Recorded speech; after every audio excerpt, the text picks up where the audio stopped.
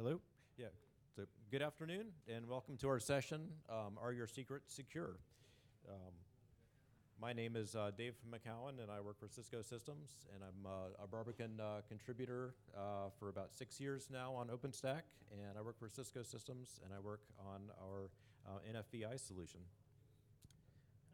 And my name is Artie Lee. I work for Red Hat, and I've been working on Barbican for quite a while now. Both Dave and I are former PTLs of Barbican, so yeah. Right, so here's our agenda today. Here's how we're going to determine if our secrets are secure in OpenStack. First thing we're going to discuss a little bit is what are we talking about with secrets in OpenStack? How are they used and how are they managed?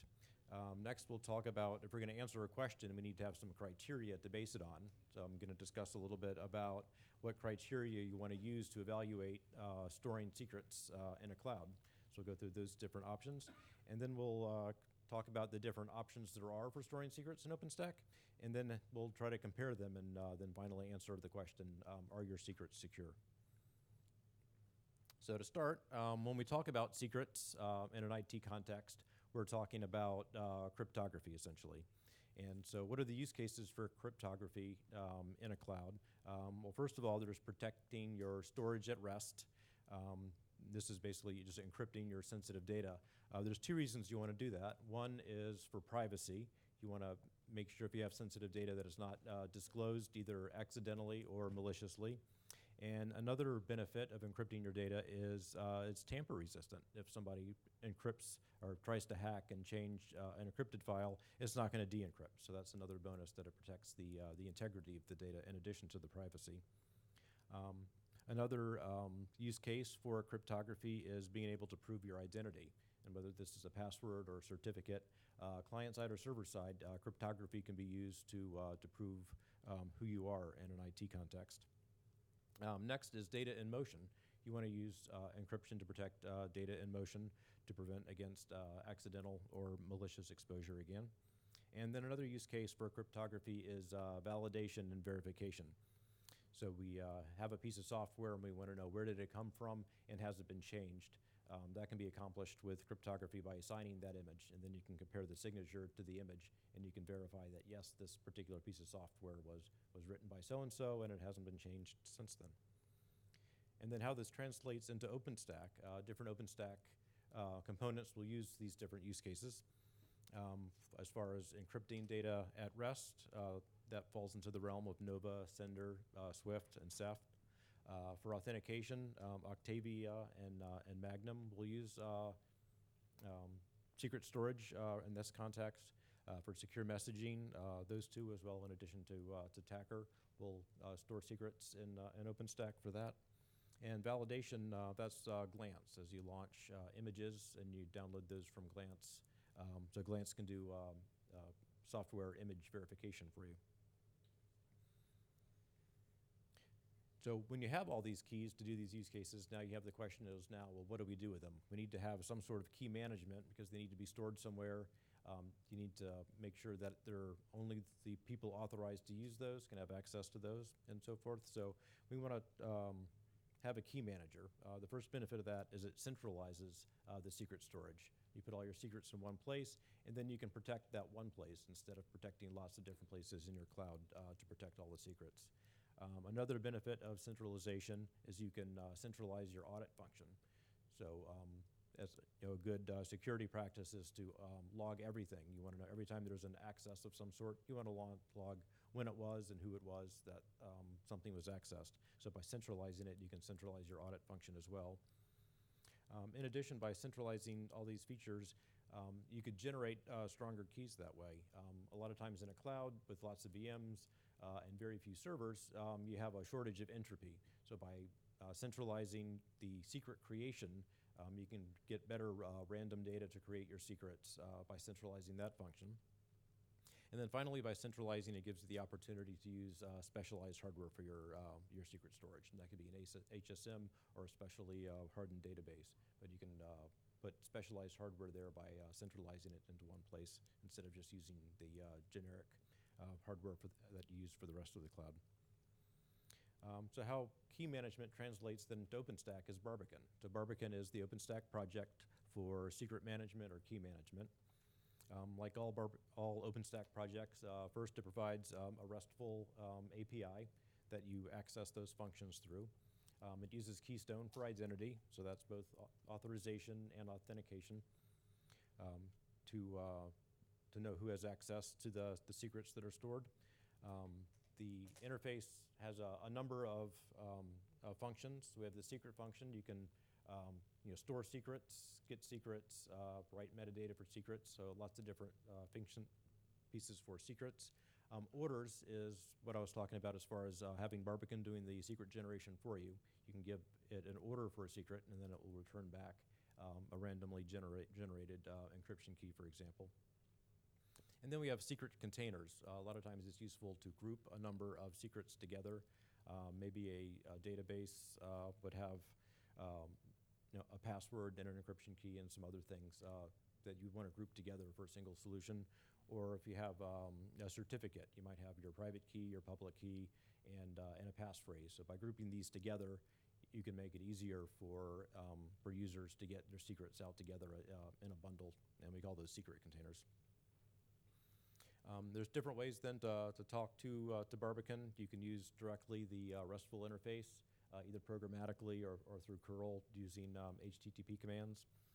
There's the OpenStack CLI, just like other OpenStack projects, OpenStack Secret Create, OpenStack Secret Show, and so forth.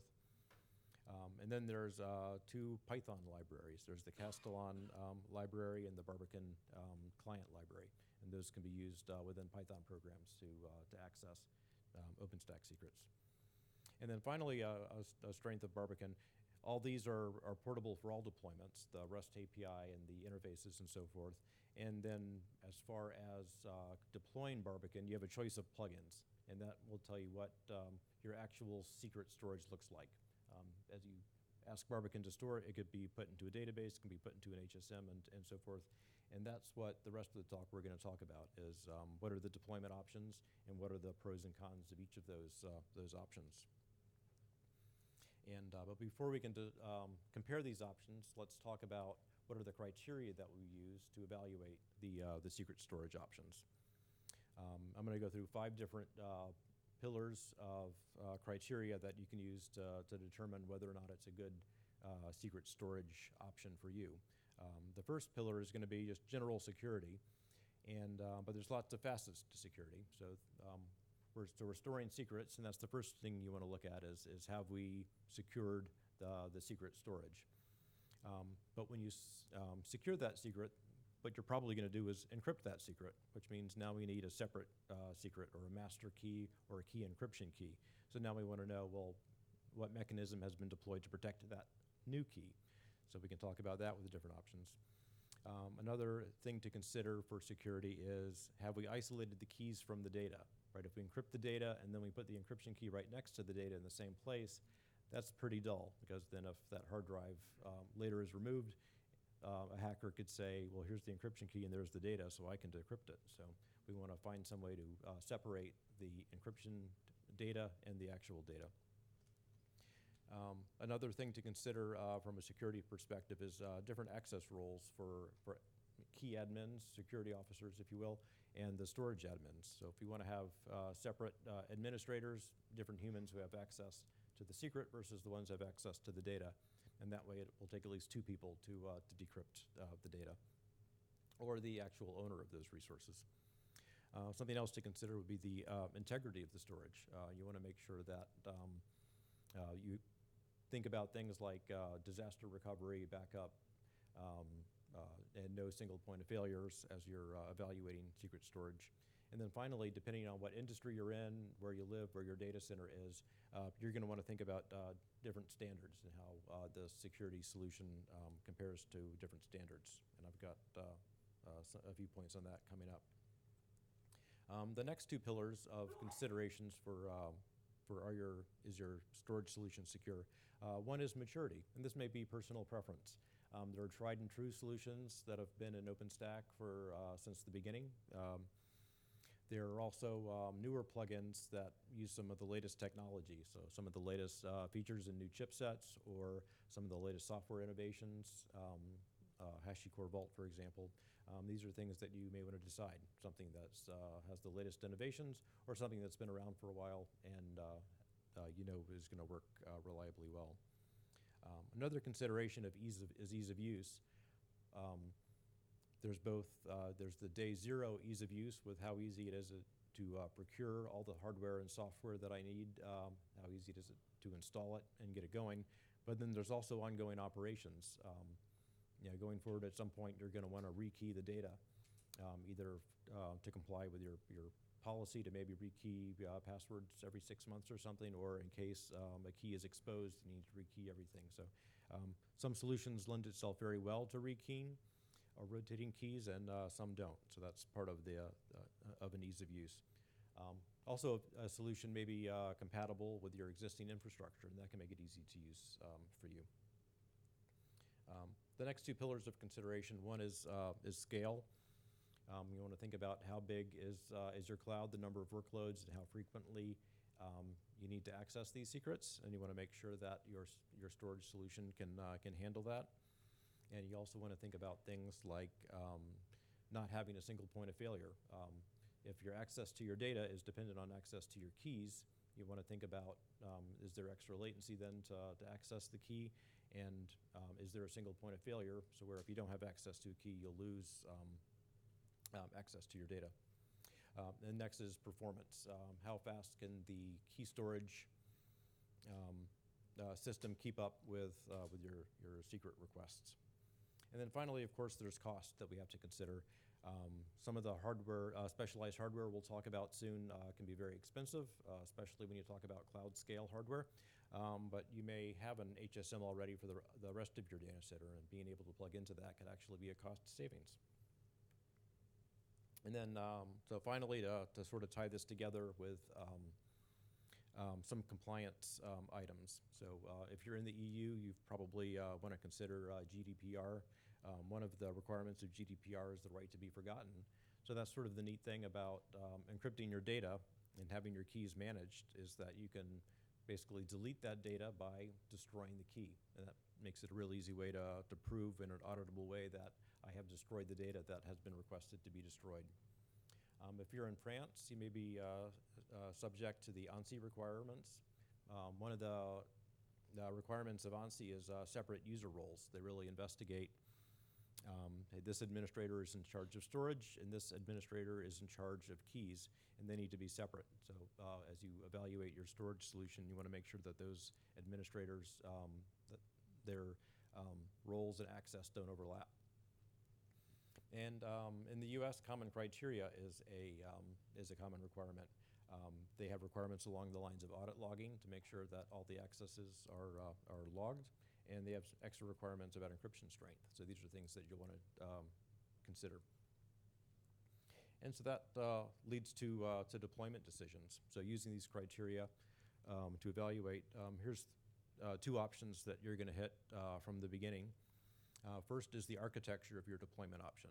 So in your OpenStack cloud, typically you'd have 3 different node types. You have your controllers, and this is where your where Horizon is run, where Keystone is run, where Nova API, Cinder API, and so forth are run. You have your compute nodes. These are your hypervisors, where your VMs are launched, where your workloads run. And your third is your storage servers, and this might be your Ceph clusters or whatever, but this is where the data for your workloads live, and each of those can scale separately. So the first decision for your key management is, well, where am I going to run Barbican? You know, where am I going to do the key management? The controller node, that's quite a reasonable option. It has a RESTful API, and all the other RESTful APIs live in controllers. But that doesn't give you your separation of roles, that your Cinder admin and your Barbican admin would, of course, live on the same, have access on the same server. So another option would be to come up with a third node type, your key nodes, and Barbican could run on an entirely separate system, which of course would add extra complexity to your solution and extra cost, but something to consider. But both are valid solutions that you'll want to consider.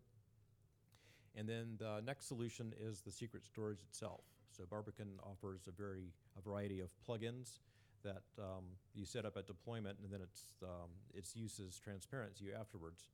But these plugins fall into two categories. One is the database adapters, and your secrets that you store wind up being stored in a regular database.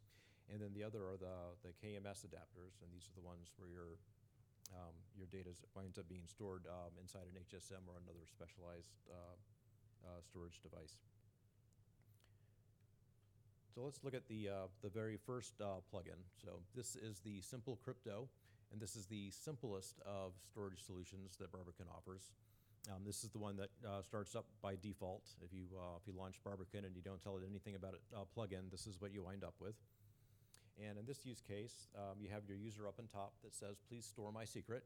And Barbican says, got it. It passes that request off to after validating that it's a valid request and so forth, passes that to the crypto plugin. And the crypto plugin says, okay, I'm going to store the secret. So first it needs to protect the secret, so it encrypts it. And in this case, it just looks into its configuration file. It sees the key encryption key. It uses that to encrypt the secret to be stored, and then that's stored into Barbican's database. And there off on the right, you see the encrypted secret is sitting in the database. And so let's evaluate this against the criteria of 5 things that I introduced earlier. So first, from a security point of view, we're using a single global key for key encryption. So that's pretty dull. There's no multi-tenancy there. Ideally, you'd use a different key encrypting key for different projects. There's no system separation. It was all running on the same server.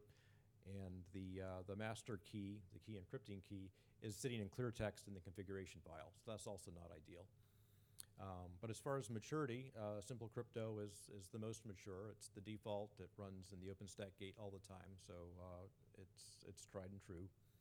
Ease of use, as far as deployment, again, it's super simple. It's the default. There's nothing special to do. But in the future, for day-to-day operation, at some point, if that master key is exposed, or if you just want to rotate it out of good practice, you'll find that's very tough to do because all those encrypted secrets in your database that need to be re-encrypted. So that would be a hassle administratively. But from a scale point of view, it's very scalable. It's a database, and you can use all your database scaling techniques to scale. So a check for that. And the cost, of course, it's free. You can just use the database that you already have deployed. So so clearly, by the simple name, this is the simple solution. Probably not the best solution, but it's a starting point. We see some room for improvement. And to talk about the remaining options, here's Audie. So we started off talking about Simple Crypto. I'm just going back over here. Simple Crypto is, again, the simplest possible option. We're now going to go into more options which are, Simple Crypto, not very secure, very hard to use in terms of crypto operations and so on and so forth, but very simple to set up. Let's go into something that's on the opposite side, which is the PKCS11 plugin. PKCS11 is sort of a standard that is used to talk to various cryptographic devices. And in particular, it's used to talk to things like HSMs. HSMs are hardware security modules. These are specialized hardware which are designed to store secrets. They're, have all kinds of guarantees about being tamper-proof and so on and so forth. Some of them even have a sort of vial of acid in there, so that if you tamper with it, the acid breaks and the entire thing gets destroyed physically, and so on. And so these are sort of the de facto standard of how to store your most secure secrets. They're also expensive, but we'll talk about that. But for the crypto plugin, PKCS11 plugin, again, so PKCS11 is then a protocol that is used to talk to the HSM, and you're talking from Barbican itself, from the backend of Barbican to HSM using the PKCS11. So in this particular case, the user is asked to store a secret. So there's your post secrets on top there. It then goes and says, great. It goes and calls the PKCS11 plugin, which then in turn talks to the HSM.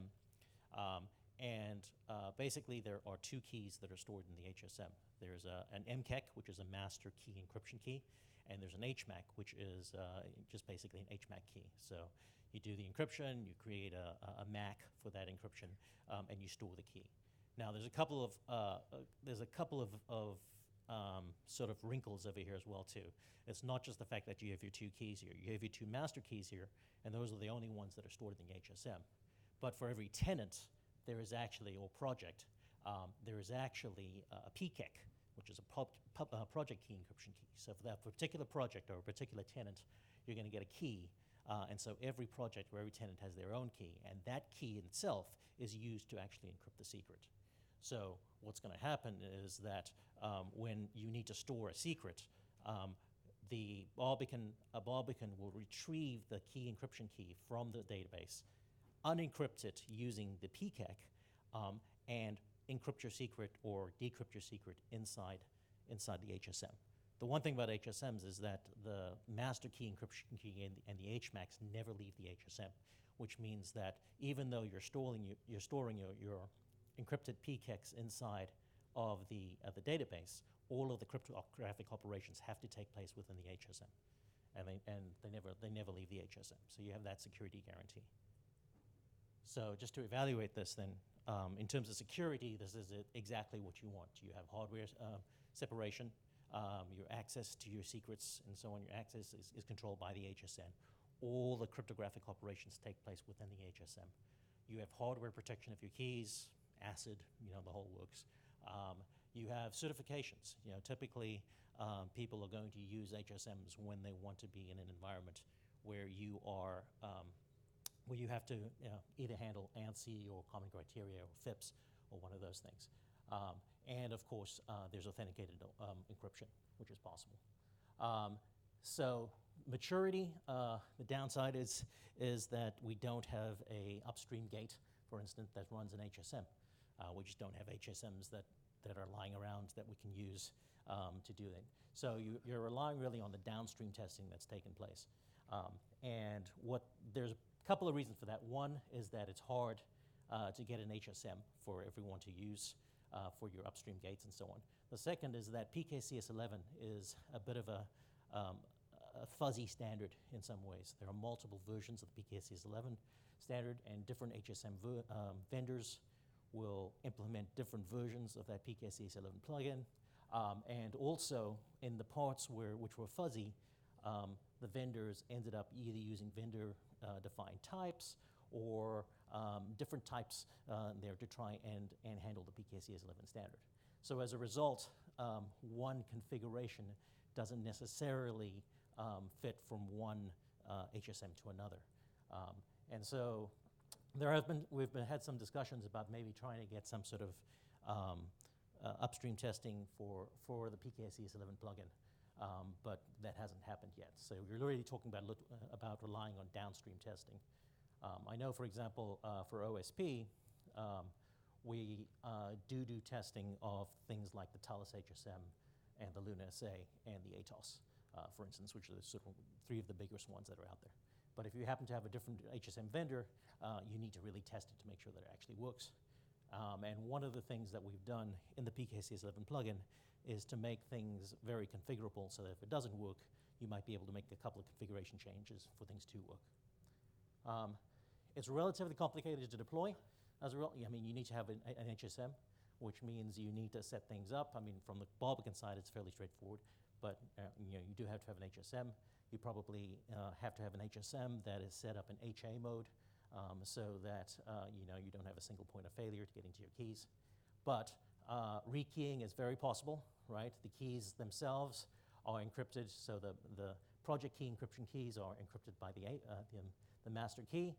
And so if you change the master key, you really just need to re-encrypt the project keys. And we have tools and so on to be able to do that. It scales very well. Storage, basically all your secrets are going to be stored in the DB.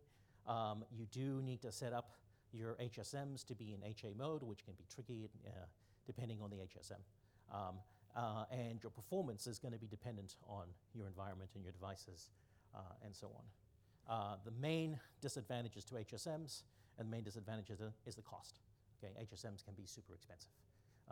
And so very often people will use this, the PKC11 plus an HSM, when they have to because of compliance reasons and so on and so forth, because it can get expensive. So,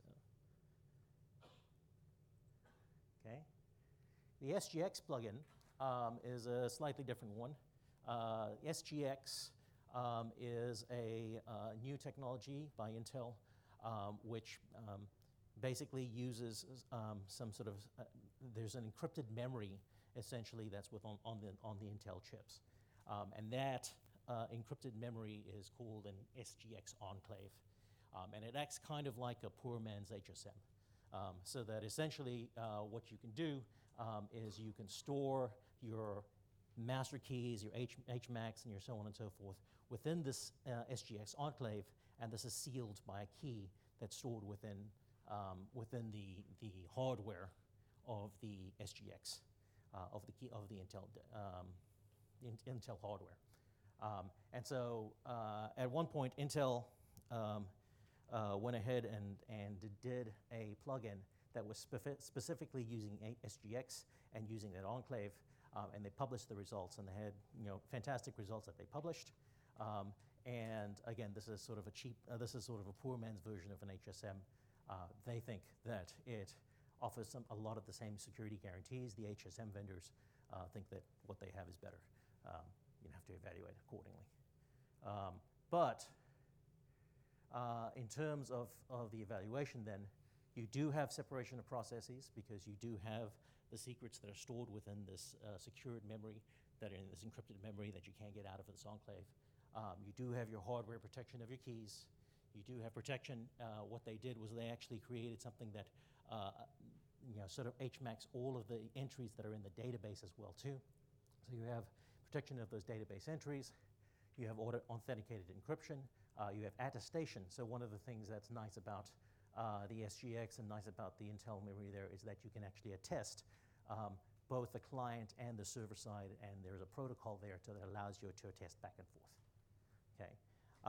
The downside is that this code was, all this wonderful research was done, and the code was sort of put up upstream, but it was never really submitted to the Barbican, on the Barbican side. And it's not clear if the code that is out there right now has rotted, or if anyone has been testing it. I have heard anecdotally that people are using it, but there hasn't been any sort of indication as to any kind of changes, any kind of bugs, any kind of that. So in terms of code maturity, there's no go checks, there's no submission upstream. It's really hard to tell whether or not it still works. It seems like it's a great thing, but it kind of went there. Intel has sort of looked for someone to take over the maintenance of this and to go forward with it. And if anyone is interested in do that, come talk to me. We will try and get you set up, because it would be really great to do. It's relatively complicated to set up because you do have to set up your SGX enclave, and you have to set up the keys and so on accordingly. And if you have HA, for example, there's a protocol and ways to get the keys out from the one side to the other, to the different enclaves and so on. So it's relatively complicated to deploy that way. But once it's set up, everything should work just fine. Rekeying, of course, is possible for the same reason. You're using something which is very similar to the PKCS11 plugin. And you can rekey the keys that are in there, and that rekeys everything accordingly. Scale, storage, again, stored in the DB. There is HA that is possible if you have the keys that have been moved from one SGX enclave to the other. And the performance, again, is reported to be fantastic, but we don't know where it is right now. So, okay. There is a company called Fortanix that is also using something called, they're also using SGX. So this is an XGS version where essentially what they've created is they've created a Fortanix key store, which is an SGX enclave, which you can access using PKCS11. So what they've turned, they turned in the SGX enclave into essentially what would be like an HSM. And so what we end up using here is we end up using the same PKCS11 plugin that we had before, but we end up talking to an SGX enclave rather than an HSM. Okay, and so the idea would be is that you have an HSM within an SGX enclave over here. It acts exactly the same way as the PKCS11 plugin with all of the benefits of there, except you happen to be using an SGX enclave. So that is Fortanix. Let's evaluate. So again, great hardware separation, all of the benefits before of the PKCS11 plugin, and so on. There is, however, no upstream gate. For a while, the Fortanix guys have been talking about maybe working with us to get an upstream gate, but that hasn't happened yet. Again, relatively complicated to deploy, but the rekeying is possible. There is scaling. The performance is reported to be good. I've talked to people that said performance is pretty good, but I don't know what the cost is. Right? You have to talk to Fortanix about that, but it's not zero, obviously. So, okay. KMIP plugin. So KMIP is another protocol which is very similar to PKCS11. Similar in the sense that it's also used to talk to cryptographic devices. It's a much more extensive protocol, but there is a lot of overlap between the committees that handle PKCS11 and those that handle KMIP. And so they try to keep coverage as the same and functionality the same between the two standards. A little while back, some folks from what was it, Dave? Who are the guys that were doing the KMIP stuff? You remember? Yeah, okay. Johns Hopkins, thank you. Johns Hopkins, yeah. The Johns Hopkins guys worked on a on a KMIP library that could be a Python library that could be used, so PyKMIP, that could be used to talk from Barbican to the KMIP secret store. In this particular case, this is slightly different from the PKCS11 case because what's happening here is that essentially you're going to take the secret that you want to store over here and you're going to store it inside the KMIP device. Right? You're not doing some of the similar things over here to the PKCS11, where in the PKCS11 you're storing the secret over there inside inside the Barbican database. Instead, you're taking the secret and you're storing it directly inside the KMIP device. And that KMIP device could be like an HSM or something like that. Okay. Advantage, you've got your hardware separation, right? The access is controlled by the HSM. The secrets are stored in a completely different system. They're stored in your HSM device. Okay. And however they do that, you know, there. Unfortunately, the Johns Hopkins guys no longer work on PyKMIP, as far as we can tell. And as a result, there are no current OpenStack maintainers of the plugin. The upstream gate was currently broken. The last time we did this talk was at least 6 months ago, and it's still broken. So there's really no one that's working on it, and even if we do manage to fix it, the next time something breaks, it may not get fixed for a while either. So that is the one big downfall of the KMIP over here, is that essentially there's no one here to maintain it. Again, if someone would like to maintain PyKMIP, come talk to us. We'd love to have you do that. It's relatively easy to set up, but it depends on the KMIP device, you know. And again, how well it scales and the cost, again, depend on the KMIP device as well too. This could be an HSM, could be very expensive, it could be something else. DogTag. So DogTag is a certificate server system that is used by, that is supported by Red Hat. It's the Red Hat certificate server system. One of the components of that system is something called the KRA, or the DogTag Secret Store. And it essentially is a system which was originally designed to store things like private keys, a public-private key pair for things like encryption keys and so on and so forth, and has been extended to store any kind of secret inside of there. It's behind DogTag, you can actually talk to either an NSS database, so that would be sort of a software-related encryption, or there are keys that are stored within an HSM, right? So it has the flexibility of doing both. In this particular case, this is just like KMIP in that the secret is not stored in the Barbican database. It's stored directly by DogTag and it is stored actually in the database for dog tag instead. You've got your hardware separation, right? The secrets are stored within dog tag. They're not stored within Barbican and not stored within the Barbican database. All you have is some metadata that tells you how to get there. There are all kinds of certifications. There's FIPS, common criteria, so on and so forth, as long as you use it with an HSM. It is tested with the upstream gate. It's one of the first non-simple plugins that was created, and so it's been stored since then. It's relatively easy to install.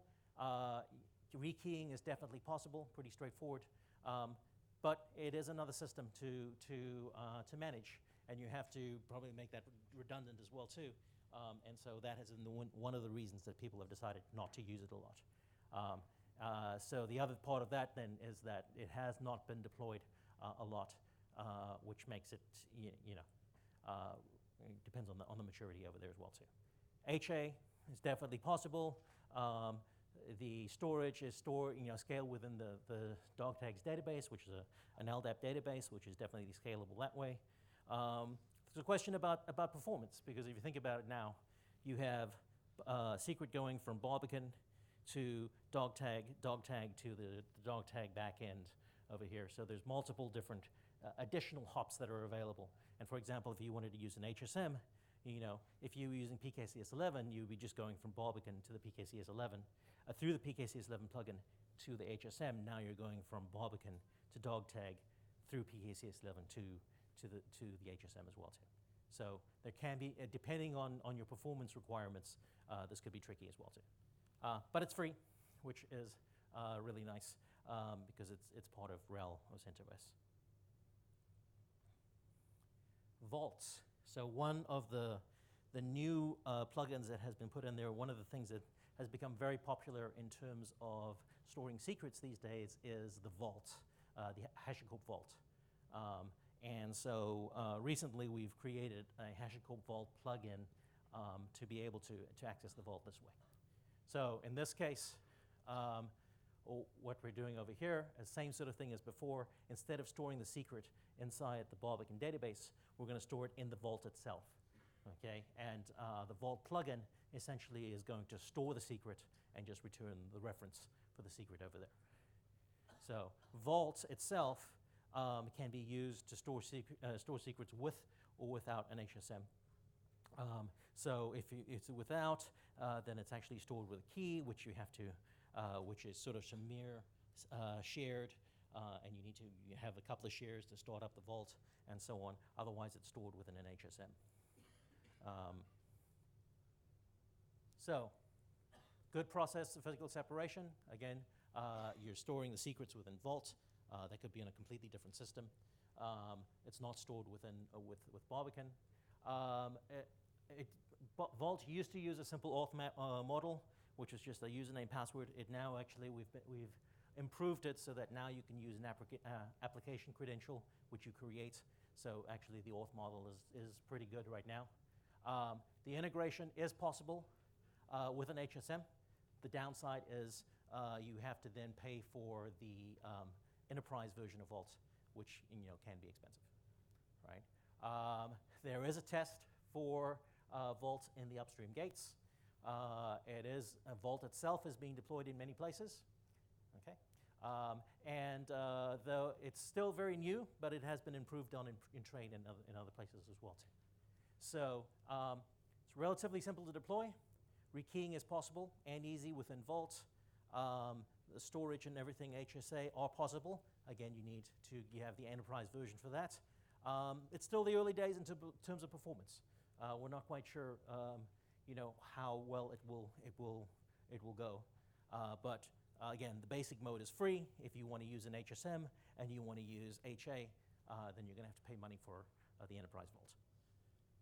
So, in conclusion, then, which plugin should I use? Well, simple crypto is better than nothing. Not much better, but better than nothing. It's better than nothing because you have your secrets and they're encrypted and they're in a centralized place, and at least they are in an encrypted form.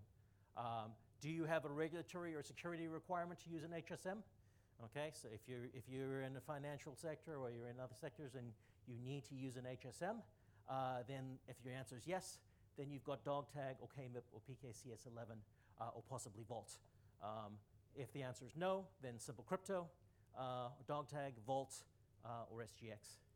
Can I use HSM X, right? Well, that depends, right? If you're talking about Luna SA, if you're talking about Talus, if you're talking about ATOS, we know those definitely work with a PKCS11 plugin. If you're talking about others, we have to check, right? How do you scale? How do you scale your storage? Do you have multiple API instances, HA failover? Those are all different things that you have to consider, and you have to think about, in terms of the plugins. And finally, performance. What kind of performance do you need? And in this case, we need to test performance with the different HSM vendors to see how well they actually do. Okay, and that is it.